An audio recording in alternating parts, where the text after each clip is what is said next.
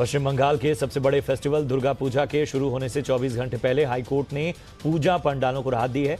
Kolkata high court ने अब बड़े पंडालों में 60 लोगों की एंट्री की इजाजत दे दी है।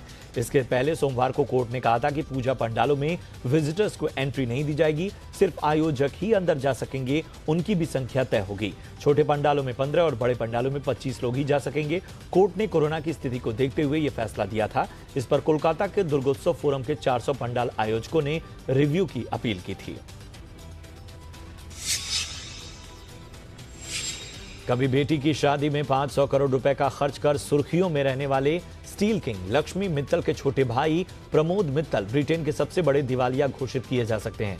64 साल के प्रमोद मित्तल पर 23,750 करोड़ रुपए का बकाया है। प्रमोद का विवाद 14 साल पुराना है। वो कई कर्जों के एवज में गारंटर थे, लेकिन धोखाधड़ी के मामले में फंसने के बाद से अपना कर्ज नहीं चुका पाए। तब बड़े भाई लक्ष्मी मित्तल ने 2 बार जमानत की रकम भरकर उन्हें आपराधिक कार्रवाई से बचाया भी था। पंजाब के मुख्यमंत्री कैप्टन अमरिंदर सिंह ने केंद्र सरकार के कृषि कानूनों के खिलाफ राज्य विधानसभा से पारित कराए गए कृषि बिल को लेकर कहा कि ये पंजाब के लिए ही नहीं पूरे देश के लिए कानून बनाया है। अगर राष्ट्रपति चाहें तो पंजाब में राष्ट्रपति शासन लगा दें, भले ही मेरी सरकार डिसमिस कर दें, लेकिन ये कानून बनकर रहेगा। ये पंजाब की नहीं पूरे देश के लोगों की आवाज है। कानपुर एनकाउंटर में मारे गए गैंगस्टर विकास दुबे की पत्नी ऋचा दुबे को प्रवर्तन निदेशालय यानी ईडी ने समन भेजा है। दरअसल विकास दुबे की संपत्तियों को लेकर ईडी जांच कर रही है। इसी मामले में दोपहर 11 बजे आज ऋचा दुबे से पूछताछ हुई। ऋचा से सभी bank document, income tax return और प्रॉपर्टी के दस्तावेज मांगे गए हैं।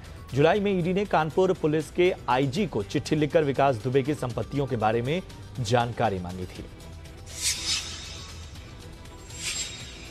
पिछले 3 हफ्ते से देश में कोरोना वायरस की रफ्तार थोड़ी थम गई है। नए मामलों और मौतों में कमी आई है।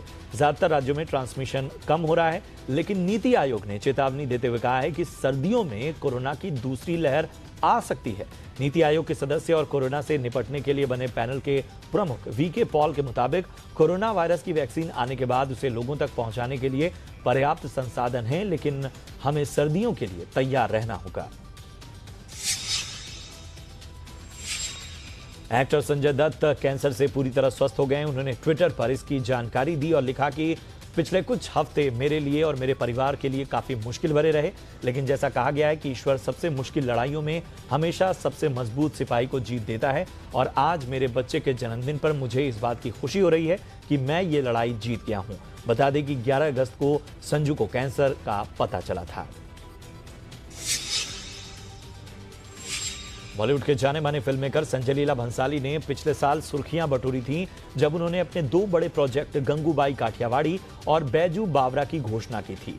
गंगूबाई काठियावाड़ी के लिए उन्होंने आलिया भट्ट को रोल दिया, तो वहीं अब खबरें आ रही थी कि दीपिका पादुकोण, रणबीर कपूर और आलिया को नई फिल्म यानी बैजू बावरा के लिए साइन किया गया है। हालांकि अब संजय लीला भंसाली की तरफ से इस खबर का खंडन किया गया है।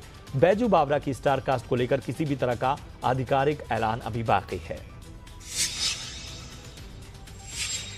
दीपावली पर बॉक्स ऑफिस की रौनक लौटने वाली है। जी स्टूडियोज की फिल्म सूरज पे मंगल भारी 13 नवंबर को रिलीज होगी। सिनेमाघरों की तालाबंदी खत्म होने के बाद ये पहली फिल्म है जिसकी रिलीज का ऐलान हुआ है। फिल्म का ट्रेलर रिलीज हो चुका है। द फैमिली मैन में खुफिया एजेंट का किरदार निभाने वाले मनोज इस बार जासूस मधु मंगल बनकर शादियां तोड़वा रहे हैं, यानी फैमिली मैन नहीं है।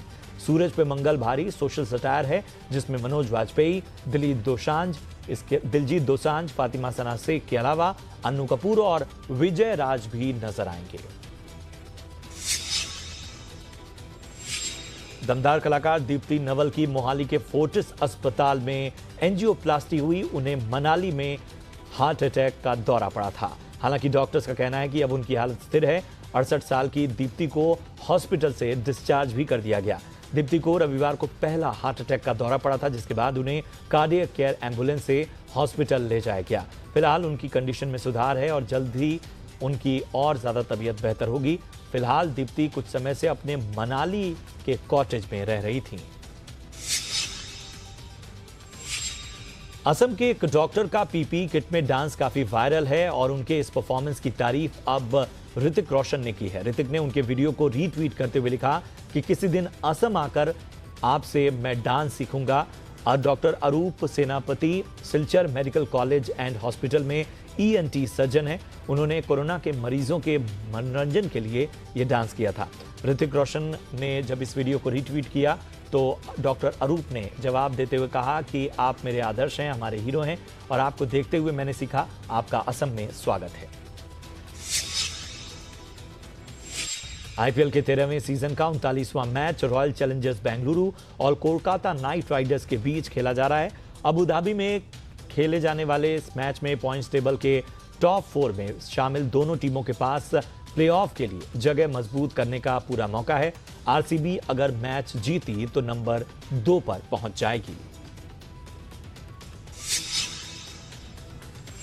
आईपीएल में शुरुआती 7 में से 6 मैच हारने वाली किंग्स 11 पंजाब ने लगातार 3 मैच जीतकर टूर्नामेंट में वापसी कर ली है।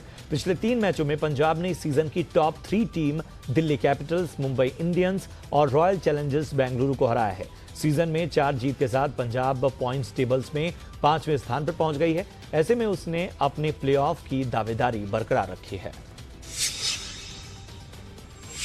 आईपीएल में दिल्ली कैपिटल्स के ओपनर बल्लेबाज शिखर धवन की शानदार फॉर्म जारी है। शिखर धवन ने लीग में लगातार 2 शतक जड़कर इतिहास रच दिया है। यही नहीं, वो लगातार लीग में 5000 रन बनाने वाले 5वें खिलाड़ी बन चुके हैं। धवन ने 2016 से हर सीजन में 400 से ज्यादा रन बनाए हैं। धवन की शानदार बल्लेबाजी के बाद सचिन तेंदुलकर ने ट्वीट कर कहा कि शानदार बल्लेबाजी, आपको बल्लेबाजी करते हुए देखकर हमेशा मजा आता है। बार्सिलोना के स्टार स्ट्राइकर लियोनेल मेसी ने चैंपियंस लीग में नया कीर्तिमान अपने नाम कर लिया है। लीग में फेरेनवारोस के खिलाफ 5-1 की शानदार जीत में मेसी ने एक गोल किया। इस गोल के साथ वो लगातार 16वें सीजन में कम से कम 1 गोल करने वाले खिलाड़ी बन गए हैं। इस मामले में उन्होंने मैनचेस्टर यूनाइटेड के रियान गिग्स के ऑल टाइम रिकॉर्ड की बराबरी कर ली है। इधर इंग्लिश प्रीमियर लीग के मुकाबले में वोल्व्स ने लीड्स यूनाइटेड को 1-0 से हरा दिया।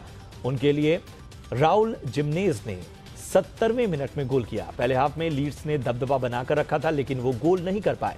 घरेलू मैदान पर लीड्स की ये पहली हार है। इस जीत के साथ वोल्व्स के 5 मैचों में 9 अंक हो गए हैं। क्लब प्रीमियर लीग टेबल में वो 6ठे स्थान पर हैं। वहीं 16 साल बाद लीग खेल रही लीड्स 7 अंक के साथ 10वें नंबर पर है।